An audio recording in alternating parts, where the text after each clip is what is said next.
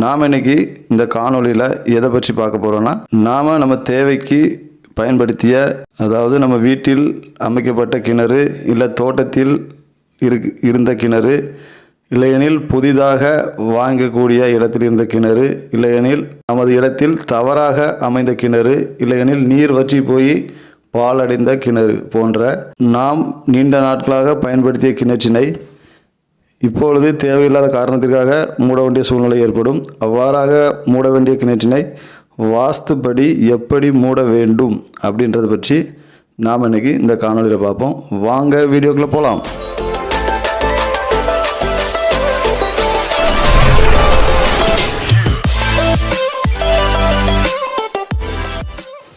இன்றைய காலகட்டங்களில் நாம் நீர் தேவைக்காக நமது முன்னோர்கள் உருவாக்கி பயன்படுத்திய கிணற்றினை நாம் உருவாக்குவதில்லை.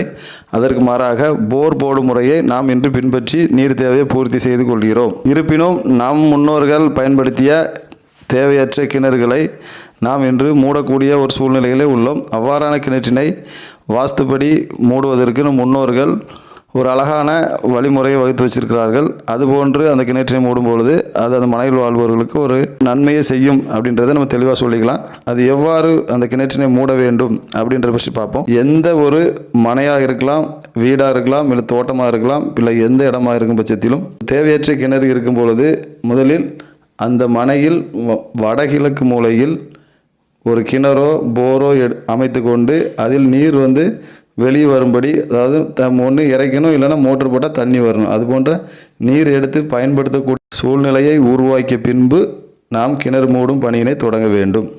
அடுத்தபடியாக அந்த கிணற்றிற்கு ஒரு நன்றி சொல்லும் விதமாக, அதாவது நமக்கு இவ்வளோ நாள் நீர் கொடுத்த அந்த வர்ண பகவானுக்கு நன்றி சொல்லும் விதமாக வடக்கு அல்லது கிழக்கு முகமாக நின்று அந்த கிணற்றிற்கு 1 லிட்டர் பால் ஊற்ற வேண்டும்.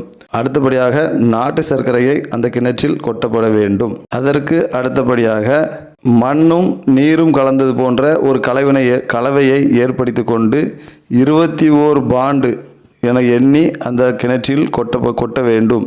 அந்த கிணற்றிற்கு ஒரு நன்றி சொல்லும் விதமாக ஒரு பூஜை, ஒரு இறைவனை வணங்கி அந்த கிணறு, அந்த மனையில் வாழக்கூடிய நபர்கள், உரிமையாளர் அத்தனை பேருக்கும் பூசணிக்காய், தேங்காய், எலுமிச்சம்பழம் சுற்றி கந்திஷ்டி கழிக்கும் பொழுது அது ஒரு சுபிட்சமான ஒரு அமைப்பாக அமையும். அது அந்த மனையில் வாழ்பவர்களுக்கு முழுக்க நன்மை செய்யக்கூடிய அமைப்பாக மாறிவிடும். கிணற்றிற்கு நன்றி சொல்லும் வழிபாட்டினை முடித்தவுடன் நாம் கிணறு மூடும் பணியினை தொடங்க வேண்டும். இதுவே வாஸ்துப்படி பழைய கிணற்றினை மூடுவதற்கு நம் முன்னோர்கள் ஏற்படுத்தி கொடுத்த வழிமுறைகளாக அமைகிறது. இப்போ தான் முதலாக நம்ம வீடியோ பார்க்குறதா இருந்தீங்கன்னா ஒரு சப்ஸ்கிரைப் பண்ணிக்கோங்க. வாஸ்து பற்றின பல அரிய தகவல்களை தொடர்ந்து மக்களுக்கு வழங்கி கொண்டிருக்கிறோம். இந்த தகவல் உங்களுக்கு பிடிச்சிருந்துன்னா ஒரு லைக் பண்ணுங்கள், உங்கள் நண்பர்களுக்கு ஷேர் பண்ணி விடுங்க.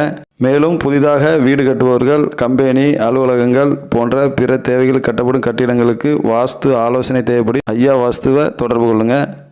வாழ்க தமிழ், வளர்க ஆயக்கலை வாஸ்து சாஸ்திரம். நன்றி.